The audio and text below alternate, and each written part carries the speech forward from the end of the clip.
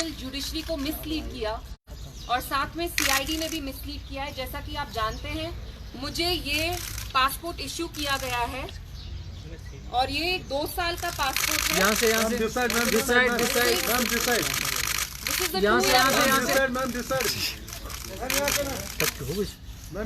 और इस पासपोर्ट में बड़ा क्लियरली लिखा है कि it's valid for UAE only. और मैं ये एक बात बहुत क्लियरली कहना चाहती हूँ कि कल ऑनरेबल जुडिशरी को मिसलीड किया गया और जो पासपोर्ट ऑफिसर हैं उनने जुडिशरी में ये कोर्ट में ये कहा गया कि हमने इसको पासपोर्ट इशू कर दिया है। और इसमें जो हमारे ऑनरेबल डेप्यूटी सोलिसिटर जनरल है, उनका नाम शम्सी साहब है, उनने भी जो मेरे जज जो मेरा कोर्ट केस सुन रहे थे, लेडी हैं वो, उनको ये कहा कि आप ये पिटीशन डिसमिस कर दीजिए क्योंकि हमने इल्तिजा को पासपोर्ट इशू कर दिया है। तो ये कौन सा पासपोर्ट है, आप मुझे खुद बताइए।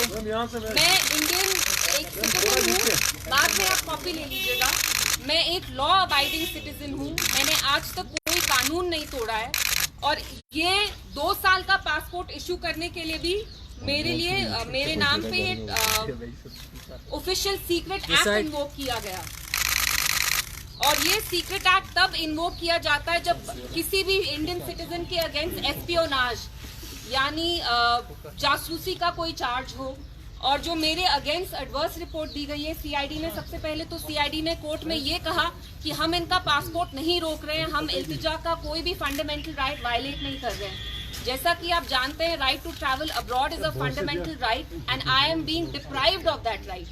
एंड ये मेरे साथ हो रहा है और मैं एक पूर्व मुख्यमंत्री की बेटी हूँ। I am not entitled to a passport क्योंकि महबूबा मुफ्ती साहिबा मेरी मदर है। I am entitled to a passport because I am a law abiding Indian citizen. आप मुझे खुद बताइए, मैंने कोई कानून तोड़ा है? जो ये देविंदर जी हैं, जो पासपोर्ट ऑफिसर है, उनने सीआईडी से खुद पूछा कि मेरे अगेंस्ट कोई चार्जशीट है, कोई एफआईआर है। और आप लोग जर्नलिस्ट हैं, आप सारे जाके प्लीज पता करवाइए मेरे अगेंस्ट कोई चार्जेस हैं क्या, मेरे अगेंस्ट कोई एफआईआर है, कोई चार्जशीट है, तो मेरा कसूर क्या है? और अगर मेरे साथ ये हो रहा है तो आप इमेजिन करिए कि एक आम कश्मीरी इंसान के साथ क्या हो रहा है, जो यहाँ आम आदमी है, जो यहाँ की जनता है, उनके साथ क्या हो रहा है। और ये बात बस मेरे पासपोर्ट की नहीं है, आप अपनी कम्युनिटी में देख लीजिए। 2 महीने पहले इरफान महराज करके एक जर्नलिस्ट हैं जो आर्टिकल 14 के लिए लिखते हैं, उनने एक पीस लिखा about 3 people 3 years ago who were shot in a fake encounter, जिनके अगेंस्ट कोर्ट ने ब्रिगेडियर को चार्ज भी किया है for extra judicial killing. Last month उनको यूएपीए के अंडर दिल्ली ले गई एनआईए। जर्नलिस्ट हो, स्टूडेंट्स हो, सब पे यहाँ दबाव चल रहा है। और मैं इसमें सीआईडी के बारे में भी 2-3 चीजें ऐड करना चाहती हूँ। 2019 से जब से आर्टिकल 370 एब्रोगेट किया गया है, तब से कश्मीर को ऑटो पायलट मोड पे चढ़ा दिया है। ऑटो पायलट मोड में यानी यहाँ इसको साइलेंट मोड पे रख दिया। यहाँ लोगों को बात करने की आज़ादी नहीं है। जब आप बात करते हैं तो आपको जेल में डाल दिया जाता है। आई थिंक 1 महीने पहले मैं यहाँ आई और बहुत सारे जर्नलिस्ट से मेरी उनसे बात हुई एप्टेक्स कैंप के बारे में। तो यहाँ दांगलियाँ चल रही हैं, यूथ को एम्प्लॉयमेंट नहीं मिल रही है, फेक एनकाउंटर्स हो रहे हैं। यंग लड़के 2019 से लेकर अब तक उन पे यूएपीए लग रहा है। यूएपीए यहाँ थोप के लोगों को जेल में डाला जा रहा है। और जो सीआईडी है वो इसमें एक बहुत गंदा रोल प्ले कर रही है, क्योंकि वो दिल्ली गवर्नमेंट, सेंट्रल गवर्नमेंट के बिहेस्ट पे यहाँ पे लोगों से उनका गुजारा, उनका लाइवलीहुड छीन रही है, क्रिमिनलाइज कर रही है। पासपोर्ट जैसी बेसिक चीज क्रिमिनलाइज कर दी गई है।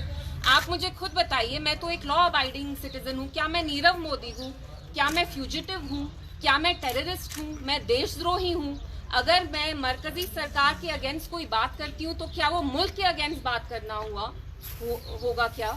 I mean, मेरा कसूर क्या है? And this is not just about me. मेरे जैसे बहुत सारे लोग हैं, स्टूडेंट्स हैं, जर्नलिस्ट हैं, आप में से भी बहुत सारे लोग हैं जिनका पासपोर्ट रोक दिया गया है, आपको नो फ्लाई लिस्ट पे रखा गया है। तो यहाँ पे तो 2019 से कनपट्टी पे गन रख के यहाँ पे एक अब नॉर्मल इम्पोज की गई है सब पे। तो कोई अपना मुंह खोलता है, जबान अभी चलाई नहीं होती है तो आके आपको पुलिस आके अरेस्ट कर लेती है। और जो सीआईडी है यहाँ, वो एक बहुत गंदा किरदार प्ले कर रही है।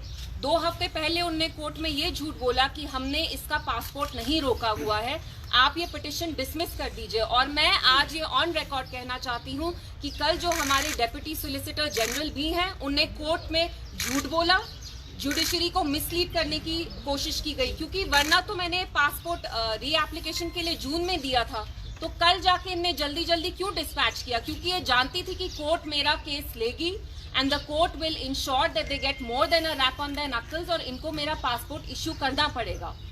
और जैसे मैंने कहा, बात मेरी ही नहीं है, मैं बाकी लोगों के लिए भी बात करती हूँ। यहाँ जो चल रहा है, जो धांधली चल रही है एलजी एडमिनिस्ट्रेशन में, इतने स्कैम्स हो रहे हैं।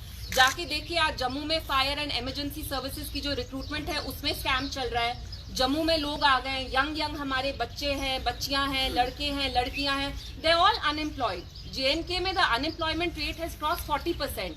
तो यहाँ आपने मुंह खोल के आप उसके बारे में बात करते हैं तो आपको पनिश किया जाता है। अल्लाह ताला ने हमें जबान तो इसीलिए दी है ना इंसानों को कि आप बात करें, जो जाहिर बात है वो आप बोलें, परसीव करें, आप में इंसाइट है, आप अपने आप को एक्सप्रेस करें। तो ये तो मेरा फंडामेंटल राइट है। पासपोर्ट ही मेरा फंडामेंटल राइट नहीं है? बात करना, अपना ओपिनियन एक्सप्रेस करना as an Indian citizen, these are my fundamental rights. तो आप मुझे ऐसे क्यों ट्रीट कर रहे हैं कि कोई मैं हार्डन क्रिमिनल हूँ? मैं नीरव मोदी हूँ? क्या मैंने बैंक से हजारों करोड़ का लोन लिया है? क्या मैं बैंक लोन डिफॉल्टर हूँ? क्या मैं कोई कॉनमैन हूँ? मैं किरण पटेल हूँ? जो कॉनमैन आते हैं किरण पटेल जैसे जी, उनको तो सीआईडी लाल बत्ती के साथ पूरा बंदोबस्त सिक्योरिटी का करके आप उनको अच्छे से लाल टोपी वाली सलाम करते हैं। तो मेरी क्या गलती है, आप मुझे बताइए? और कश्मीरियों का क्या कसूर है? यहाँ पे तो हमने बात, हम ये कहते हैं कि यहाँ गलत क्या चल रहा है, उसमें भी आपको प्रॉब्लम है। जर्नलिस्ट के साथ आपको प्रॉब्लम है, स्टूडेंट्स के साथ आपको प्रॉब्लम है। खुर्रम परवेज, फहाद शाह, सजाद गुल, इरफान महराज, कितने लोगों को आप जेल में डालेंगे? जम्मू कश्मीर को आप कितनी देर के लिए ऐसे ओपन एयर प्रिजन में तब्दील करना चाहते हैं? कितनी देर आप लोगों को ऐसे रखेंगे डरा डरा के? तो आज मैं आके आपसे बात करना चाहती थी बिकॉज इस चीज पे बहुत ज्यादा कंफ्यूजन है। मेरा पासपोर्ट जो इश्यू किया गया है वो एक कंडीशनल पासपोर्ट है। ये फ्यूजिटिव्स को भी कोई कंडीशनल पासपोर्ट नहीं मिलता है। और जो ये पासपोर्ट ऑफिसर है दविंदर जी, वो पासपोर्ट एक्ट को फ्लाउट कर रहे हैं। जो उनकी ड्यूटी है वो उनको वायलेट कर रहे हैं। क्योंकि अगर आप किसी को कंडीशनल पासपोर्ट देते हैं, अगर आप मुझे ये 2 साल का पासपोर्ट दे रहे हैं जिसमें मैं बस यूएई जा सकती हूँ, तो you have to tell me, legally you have to let me know, you are answerable to me कि आप मुझे कंडीशनल पासपोर्ट क्यों दे रहे हैं। क्या मैं नीरव मोदी हूँ? क्या मैंने कोई हवाला स्कैम किया है? क्या मैंने मनी लॉन्ड्रिंग की है? और जो सीआईडी है उनने जो एडवर्स रिपोर्ट दी है वो सील्ड कवर में क्यों दी है? अगर आप इतने कॉन्फिडेंट हैं अपने रिपोर्ट के बारे में, सबसे पहले तो आपको ऑफिशियल सीक्रेट एक्ट क्यों इन्वोक करना पड़ा? आप क्यों चाहते हैं डॉक्यूमेंट जो आपने मेरे खिलाफ कोर्ट में दिया है, जो आप सील्ड कवर में दे रहे हैं, आप वो क्यों नहीं चाहते हैं कि वो बाहर पब्लिक डोमेन में आए? मैं बताती हूँ क्यों नहीं आए। क्योंकि इसमें कुछ सब्सटैंशियल है ही नहीं, इसमें कुछ ऐसे सॉलिड ग्राउंड्स है ही नहीं। तो आप कोर्ट को भी मिसलीड कर रहे हैं। तो मेरी जुडिशरी से यही रिक्वेस्ट होगी कि वो देखें कि जो पासपोर्ट ऑफिसर है और जो सीआईडी है एंड अनफॉर्चुनेटली जो डेप्यूटी सोलिसिटर जनरल भी हैं, वो उनको मिसलीड कर रहे हैं। और बात ये बस मेरे पासपोर्ट की नहीं है।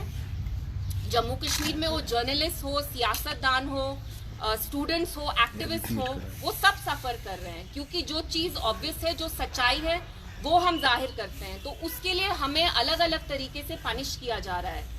तो आई बिलीव ये मुफ्ती खानदान जो है, महबूबा जी मेरी मदर है, ये हमारा एक एग्जाम्पल बनाना चाहते हैं। लोगों को दिखाना चाहते हैं कि अगर आप अपना मुंह खोलेंगे, जो आप पे जुल्म हो रहा है, आप पे अत्याचार हो रहा है, अगर आप उसके बारे में अपनी जबान खोलेंगे तो हम आप पे या तो यूएपीए डाल देंगे, या आपके फंडामेंटल राइट्स आपसे ले लिया जाएंगे, या अगर आपकी सरकारी नौकरी है, सरकारी नौकरियां भी आप देखिए कितने कश्मीरी जवानों को उनकी नौकरियों से बेदखल किया जा रहा है ऑन फ्लिम्जी ग्राउंड्स कि आपका कोई फलाना मिलिटेंट था, XYZ, आपका उसके साथ कोई रिलेशन था। तो Kashmiris are suffering every day. और अगर आप जो उन पे जुल्म हो रहा है, अगर आप उसके बारे में वोकल भी होते हैं, जो आपका फंडामेंटल राइट है, your right to express speech and expression is a fundamental right, आपके फंडामेंटल राइट्स, आपके बेसिक हुकूक भी आपसे छीने जा रहे हैं। तो ये जो मरकजी सरकार यहाँ इतने ढोल बजाती है कि यहाँ पे अब कॉन्स्टिट्यूशन लागू होती है, मैं उनसे पूछना चाहती हूँ कि यहाँ कहाँ की कॉन्स्टिट्यूशन लागू हो रही है? ये बीजेपी की कॉन्स्टिट्यूशन है, इंडियन कॉन्स्टिट्यूशन तो मुझे नहीं लगती है। What are we being punished for? So आज मैं आपसे इसी के बारे में बात करना चाहती थी। एंड मैं ये बिलीव करती हूँ कि जो सीआईडी के कुछ ऑफिसर्स हैं, they bringing disgrace and disrepute to their office. Court में झूठ बोल के लोगों को हरास करके जैसे नाजी जर्मनी में जेस्टापो थी, एक पुलिस की विंग जो जूस को, यहूदीज को पर्सिक्यूट करती थी, पनिश करती थी, हरास करती थी, वैसे ही सीआईडी का अब यहाँ एक ही काम है, और वो काम है कि यहाँ के कश्मीरियों को कैसे पीसा जाए, उनको पर्सिक्यूट कैसे किया जाए, उनको जॉब से कैसे निकाला जाए, उन पे यूएपीए कैसे लगाया जाए। हाल ही में ये जो कॉन्ट्रैक्टर्स होते हैं उनकी भी अब वेरिफिकेशन होगी। क्यों आपको हम पे भरोसा नहीं है? हम क्या है? हम यहाँ टेररिस्ट बैठे हैं? किसी की भी कश्मीरी पे आपको भरोसा नहीं है, तो इसलिए आके मैं आपसे बात करना चाहती थी। एंड प्लीज लेट्स, जब आप मेरे से सवाल भी पूछेंगे तो let's just keep it restricted to this topic.